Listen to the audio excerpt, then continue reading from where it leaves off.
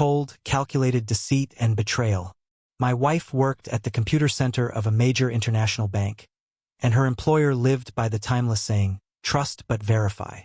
She managed millions with a simple keystroke, her codes buried deep within the system. Like everyone else, she was monitored, but the complexity of her work made it surprisingly easy to outsmart the company and walk away wealthy. All it would take was skimming fractions of a cent from each transaction and funneling them into a fake account. If done patiently, she could amass a fortune and never get caught. At least that's what some in her field believed. Ask around during visiting hours. They're the second Wednesday of the month. But my wife, she never did. She was loyal, day in and day out, proud that her employer trusted her implicitly. She didn't even entertain the thought of stealing. Well, that's not entirely true. She never stole from her employer. Me, however, that's a different story. 12 years of marriage might make a man blind, but it doesn't make him a fool. I noticed the signs, even if I didn't want to acknowledge them. I tried to talk to her, asked if something was wrong, and worked to bring her back into our shared life. But nothing helped. She grew more distant, more distracted, and occasionally outright hostile. She began dressing differently for work, still professional but with a hint of something more alluring. She started staying late at the office and stopped answering my calls. It was either another man, growing disdain for me, or both. I fought for our marriage, but it felt like I was fighting alone. On a whim, I began parking outside her office during lunch breaks. Every day, she left the building with the same man. A man I knew, having met him once before. They didn't hold hands or touch, but I saw the way she looked at him. I recognized that look. As her late nights became more frequent, I watched her leave work at the usual time with the same man. I didn't follow them. I couldn't bring myself to. Watching was already too much. Seeing more would have been unbearable. Her demeanor around him, the way she carried herself, it told me all I needed to know. Or did it? Convinced but unwilling to destroy a 15-year marriage without proof, I debated my next move. Playing spy didn't feel like an option. I'm a carpenter, not some tech-savvy sleuth. I wouldn't know the first thing about spyware or tracking devices, and if I tried, she'd probably catch on, and then I'd have nothing. I considered tapping the phone, but she was far too clever to use the home line for anything incriminating. Technology failed me, but people didn't. You see, everyone needs a carpenter eventually. I've built a solid reputation and made good money, not by charging every single person for every little job, but by being kind. Fixing a railing here, mending some stairs there. I never asked much, and in return I earned goodwill. People trusted me, and trust often turned into recommendations. My business thrived because I treated people well. My wife, on the other hand, operated in a world built on suspicion. Her employer ran random, surprise polygraph tests on their staff. Employees never knew when or why they'd be called in.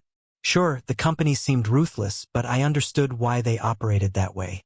The temptation to steal must have been overwhelming, and the firm's approach was to catch offenders quickly, focusing on lapses in integrity as the root cause of theft.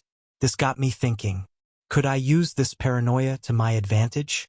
A year earlier, I'd done a quick repair for a sweet elderly woman. She'd panicked over a rotting board on her porch, terrified she'd fall through it. The fix took me 15 minutes. I refused her money and told her to have a nice day. That's how I met her son, George Adams. George owned Adams Security, a firm renowned for their lie detection services. They handled background checks and polygraph exams for my wife's bank. Over a beer, I explained my problem. George explained, the bank mostly focuses on embezzlement. We ask about personal finances, new purchases, unexplained expenses, things that hint at theft. That's the priority. If you want, I can refer you to a good private investigator. But I had something else in mind. Is there any way you could tweak the questions the next time she's tested? I asked. George's grin widened. I think we can work something out. 3 weeks later, Adams Security called my wife into their office. Employees were trained from day one to drop everything and comply immediately when Adams called. Having gone through this process many times, she wasn't worried. She took her seat, got hooked up to the machine, and the test began. Please answer yes or no to the following questions, the examiner instructed. Is your name Karen Davis? Yes. Do you reside at 1410 Ambry Street? Yes. Is your husband Jack Davis? Yes. Do you have any reason to be concerned about this test? No. Have you ever betrayed the trust of your employers? No. Have you ever betrayed anyone else's trust? She hesitated. Have you ever betrayed anyone's trust? No. Do you smoke? No. Do you shoplift? No. Do you cheat on your husband? She froze. What kind of question is that? She demanded, her voice sharp. Those are our questions, Mrs. Davis. Shall we continue? She inhaled deeply. Okay. Are you cheating on your husband? No. Do you get along with your coworkers? Yes. Have you done anything that would worry your employer? No. Have you done anything that should concern your husband? No. Do you know a coworker by the name of Judy Barnes? Yes. Do you believe Judy Barnes steals from the company? No. Are you familiar with a colleague named Margaret Patterson? Yes. Do you think Margaret Patterson has ever stolen from the company? No. Do you have a coworker named Craig Bartlett? Yes. Have you ever had an intimate relationship with Mr. Bartlett? That was it. Unhook me now or I'll scream, she demanded, tugging at the wires in an attempt to break free from the device. All right, Mrs. Davis, the examiner said calmly, but I must inform you that, at this point, you appear to be dishonest. Failing this test means we are obligated to inform your employer. Hearing this, my wife broke down in tears. She knew that the bank enforced a zero-tolerance policy for anyone failing a polygraph. I haven't stolen anything from my employer. They have no reason to distrust me, she sobbed. Your employer is concerned about any form of dishonesty, the examiner explained. If you'd like, we can run the test again to confirm whether or not you've been deceptive. Okay. Okay, she cried, breaking down further. I've had an affair with Craig Bartlett for the past 6 months. But it has nothing to do with my employer. I don't steal, and our relationship doesn't affect work. It's my business, and my business alone.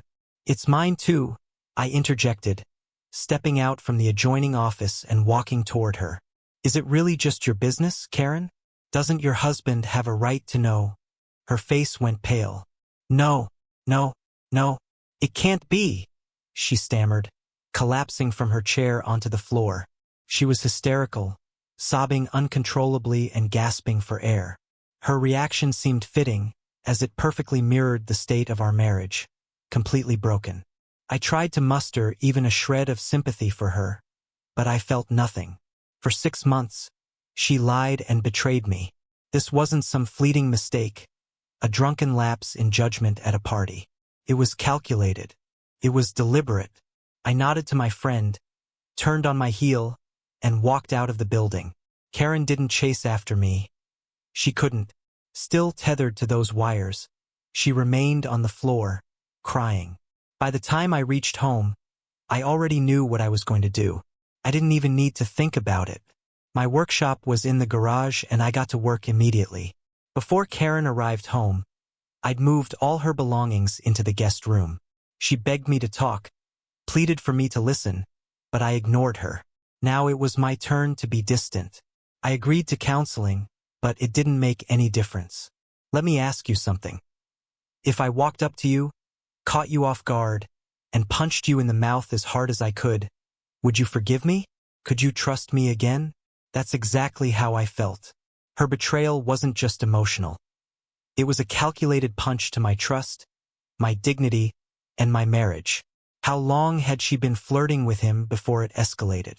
How many lies had she told me while she sneaked around to be with him? I posed this question to our therapist. Doesn't intentional deceit like this show a complete disregard for moral boundaries? The therapist hesitated but eventually agreed. Yes, that was all I needed to hear. A betrayal like this can't simply be erased by saying, I'm sorry. It won't happen again. I didn't tell her it was coming. I wanted no part of a fight, and I didn't want to drag George into any legal trouble. That's why I never reported anything to her employer or went after her lover, either legally or otherwise. That being said, It's funny how his car ended up the target of random vandalism. The damage was so severe that fixing it wasn't even worth it. It was cheaper for him to buy a new car. Such a shame. Mercedes, for some reason, are always a magnet for senseless vandalism. Karen made more money than I did, and I didn't have proof that she'd ever brought him into our home. So we agreed. I kept the house and she didn't have to pay child support. I used to fantasize about being a kept man, but honestly, I was glad to cut ties and never see her again. Being a carpenter, I remodeled the house entirely. I tore down walls, rebuilt the kitchen and bathroom, stripped the carpets and stained the floors. By the time I was done, the house was unrecognizable. I erased my memories with a hammer and nails. Oh, and as for Craig Bartlett, turns out he was married too. My wife never learned the full extent of his innocent lifestyle. What kind of world is this, where even an adulteress can't trust her lover? Craig's wife, on the other hand, wasn't messing around. She somehow found out about his affair and took him to the cleaners. Her dad's a lawyer, and he despised Craig from the beginning. She went for blood, though the judge eventually denied some of her harsher demands. Still, she walked away with an alimony package that would have made a loan shark blush. Some might say I let Karen off too easily. You know what's funny? She really did love me. I didn't expect divorcing her to hurt her as much as it did. Even now, I still get late-night calls from her, begging me to forgive her and take her back. I've since come to realize that her affair wasn't about love or passion. It was about her own insecurities. She felt bored, old, and insignificant, and she let those feelings destroy everything we built together. That's not an excuse, though. You don't let your own doubts ruin the people you claim to love. There's one final chapter to this story. Remember that sweet old lady with the rotting porch board? George's mom? In 2 weeks, she's going to be my mother-in-law. Turns out George has a sister. Once upon a time, she also had a husband who cheated on her. George might be a schemer with a knack for bending the rules, but he has a heart of gold. That's probably why I like him so much. I didn't see it coming, but after an innocent dinner invitation, things took a surprising turn. So, thank you, George, for everything. The end. Subscribe to my channel.